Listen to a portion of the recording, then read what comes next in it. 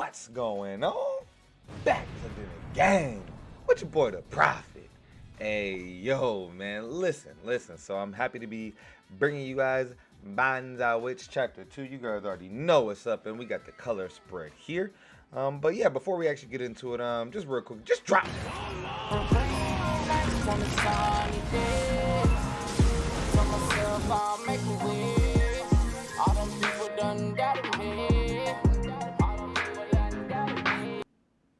Back to the game. All right, now I know this is a hot color page, so I gotta cool you off. You know what I'm saying?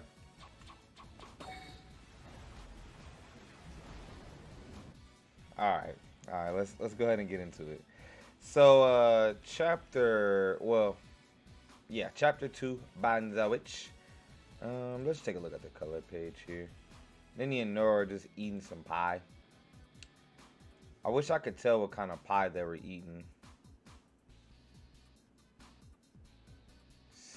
Oh, her shirt says chew. Ghillie suit. So this chapter is called Ghillie suit.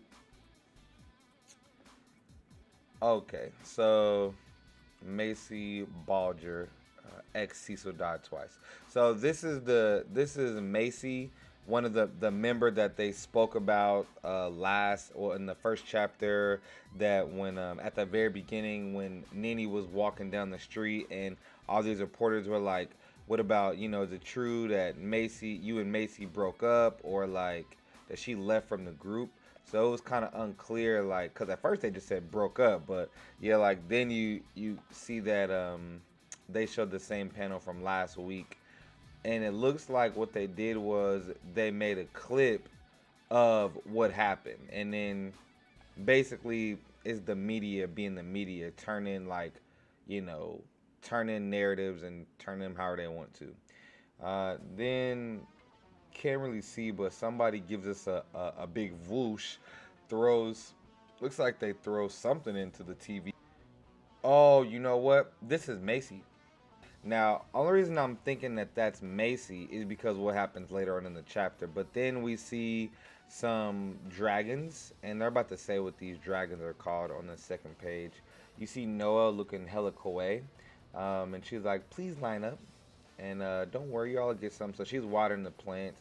And then Wordsworth. So that kind of makes me think that her broom buggy's name is Wordsworth, which is like, right? I mean, it's kind of an awkward name or whatever, but then they just give us some more exposition about dragons. Basically, that light dragons serve the residents of reverse London as natural resources, like they always say. And then they show like this one that is for like radio waves, a radio wave booster, a chariot, plant cultivation, plenty potty.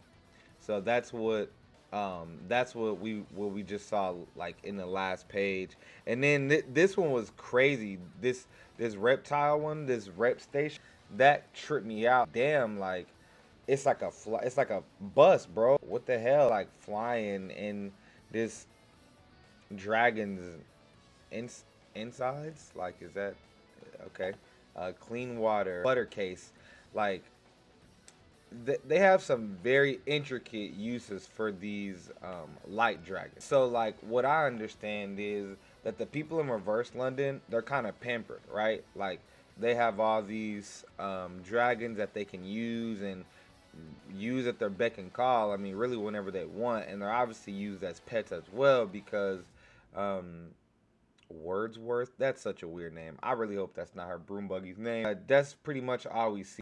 No, basically Noel is reading the news. Then it says, where's Macy? Where's Macy? And then like Bogo is just drooling over sushi. Funny shit. And pretty much yeah, Bogo, it looks like Bogo's in Noel's house or something. And then Ninny calls. Oh, basically the newspaper. Bogo was trying to look at the reverse London press, and he's like, I only see the London press. Like I you know what I mean? So basically, Noel just puts her thumbprint somewhere up there on that little seal up top, and then it changes to reverse London press. But basically, oh, basically Noel is on the front page cover of the reverse London press. And of course, you already know that Ninny is pissed off about that. So that's basically why she's calling. Noel's like, "Here, Bogo, take the phone." Then Noel just basically going off, basically talking shit like, why is she on the front cover? Um, she basically tells us that the best executive of the day of Wingbind gets like a page or whatever somewhere in the magazine, but only a front page spread is on like a couple times a year. So yeah, that happened. Oh yeah, Bogo answered her phone, and Ninny literally knew it was him just by how he was breathing after she was going off for a minute. Billy Banks calls, and it's a sound only. Billy Banks Jr., Piper's first division chief. Basically, he's telling them to come in for an extra day of work. They're like, "Nah, it's Saturday. I'm cool. You're chill." And he's like, "All right, well, it's apparently 5 times the pay in points. Guess I'll, call somebody else." And you already know, of course, they're like, "Nani?" Let's get to it. Then you see the cover page. I'm in the chapter page. Ghillie suit. You see Billy looks hella funny, bro. Like, he's just like, "I'm sure sorry about this." Just some shit that just hilarious to me. Like how Billy's eyes are drawn right here. Like, Ninny's like, "Don't tell me you're getting paid 5 times the normal compensation for just coming in to meet us, right?" And he just gives this super like look like he just being like pampered or like taken care of.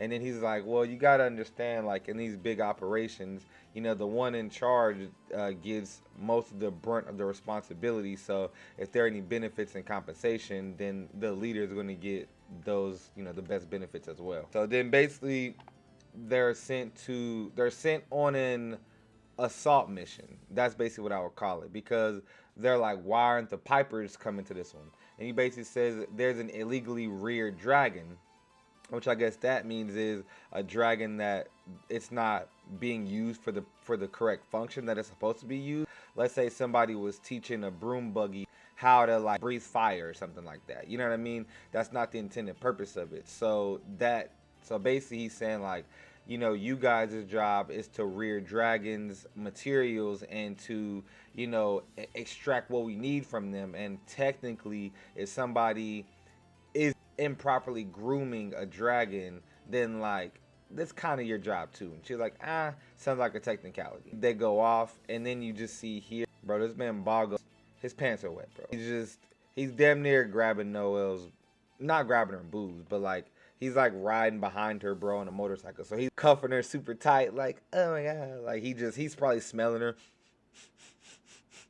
Nah, he probably smelling her like, "Oh, you smell great." But yeah, so you already know, of course, Ninny's just getting pissed, like, why we gotta bring him? Oh yeah, my bad. Billy Banks, he says, Chief Billy Banks Jr., he says, "Oh, there's one more stipulation that I almost forgot about." I almost forgot about it too. The stipulation was that Bogo has to come on the mission with them, so he gets like a fake Piper's uniform, and that's not like a real pipe. It's a fake one, I guess, but yeah, so this man is a actual perv, bro. I feel from the possibility that I'll graze your boob if I shift a little bit. Oh my god, he's just absolutely in heaven, bro. He's literally, I told you he was sniffing her hair. He's dead ass sniffing her hair like he need parts.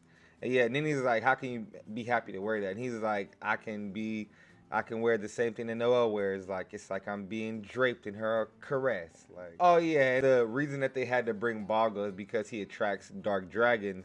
And so Ninny was under the assumption that he would maybe be a little bit useful. Like, can you sense a dragon or something? And she's like, "You feel anything?" And like, look at his face, bro. Like, she's like, "You feel anything?" And he's like what?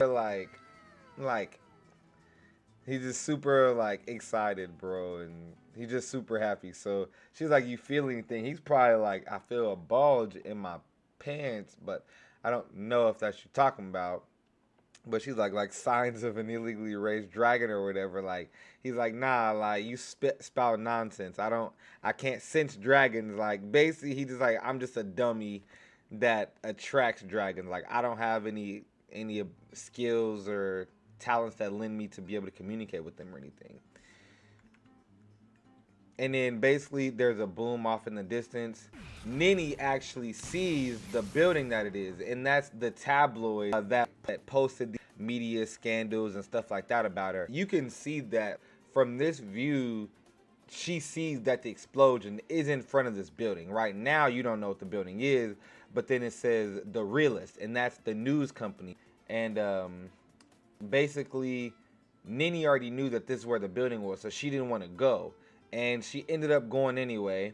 And then basically they get there, and it's a whole bunch of civilians and news people, and they see her and they're asking her questions. Somebody actually asked her for a handshake, and she actually shakes his hand. And then she asked him, did he see anything about the explosion that had just happened? And she said, yeah, I saw a man going before. So then you see, and she calls her broom buggy Marshall, which is like, her broom buggy's name is Marshall, like, for real? Okay. All right, Kubo. So she sees somebody in the distance, and then Ninny just zooms off. She sees who it is, and it's Macy. It's the member of Cecil Dies Twice that left or whatever.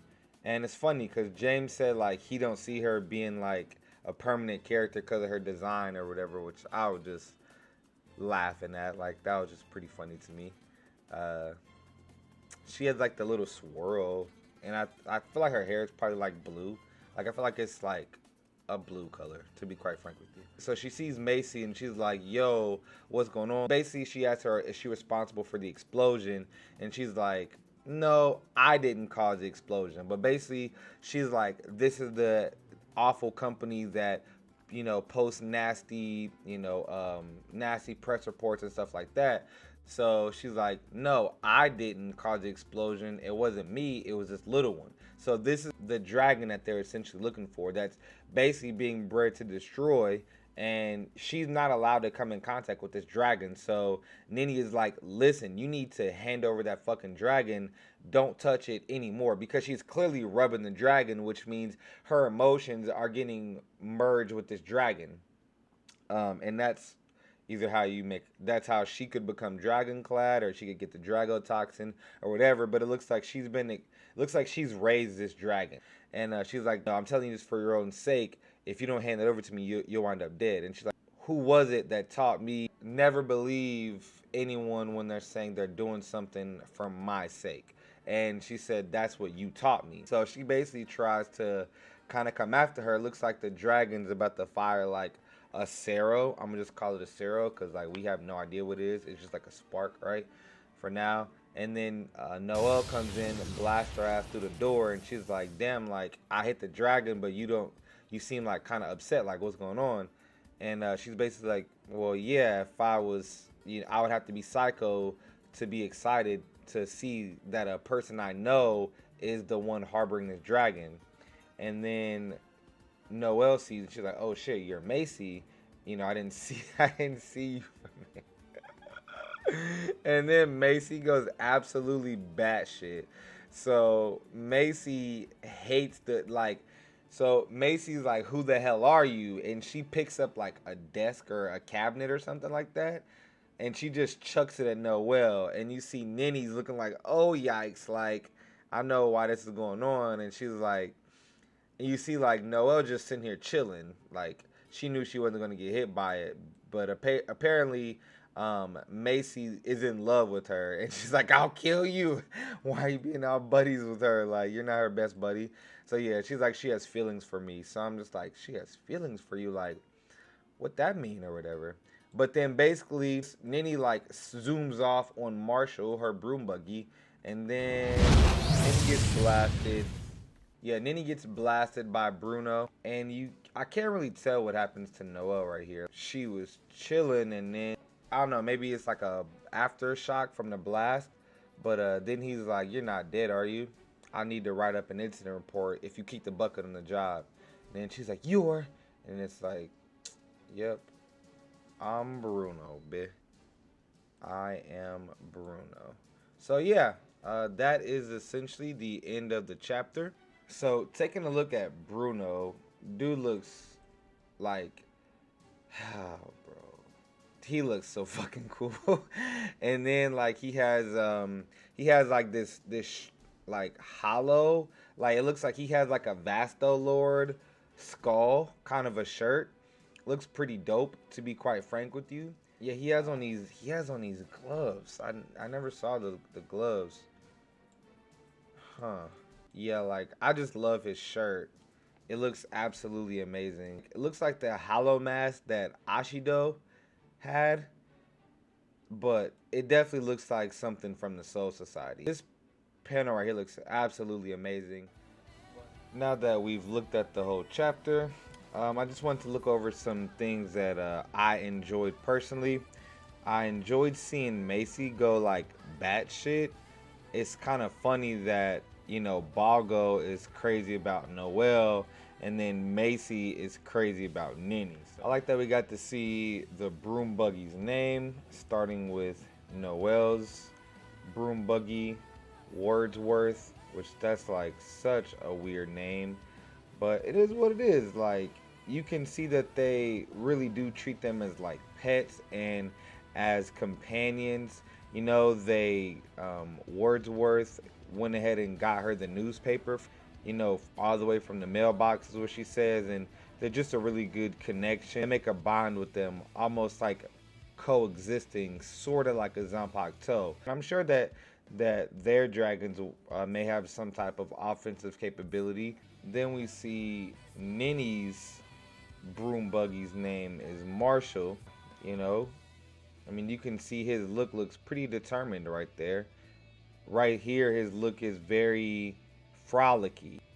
It's just very simple, but then right here, it's a lot more focused, like serious. You know, he knows that there's a mission and he's ready.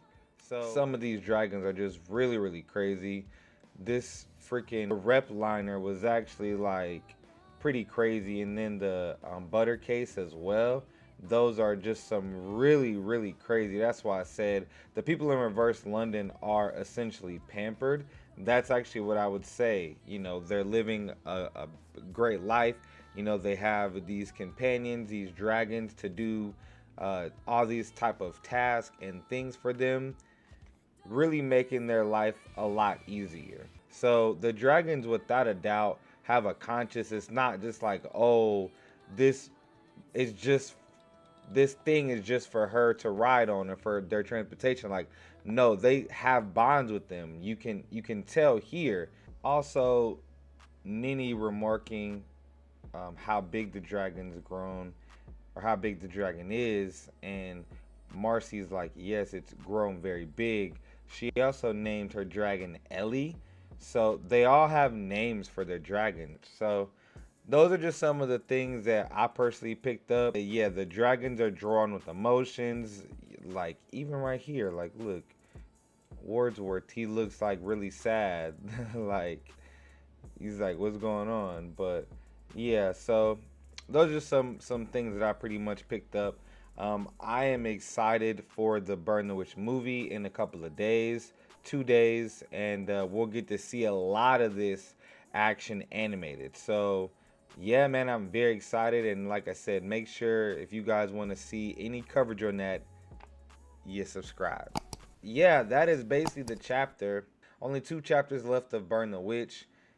Oh, the movie actually comes out in 2 days, so I'm actually going to cover that. So make sure you guys are tuned in. If you want to see anything Burn the Witch, make sure you stay tuned to the channel. Bleach, I'm covering it here. So don't forget to like, subscribe. Confrontation, I do love y'all. I'm out.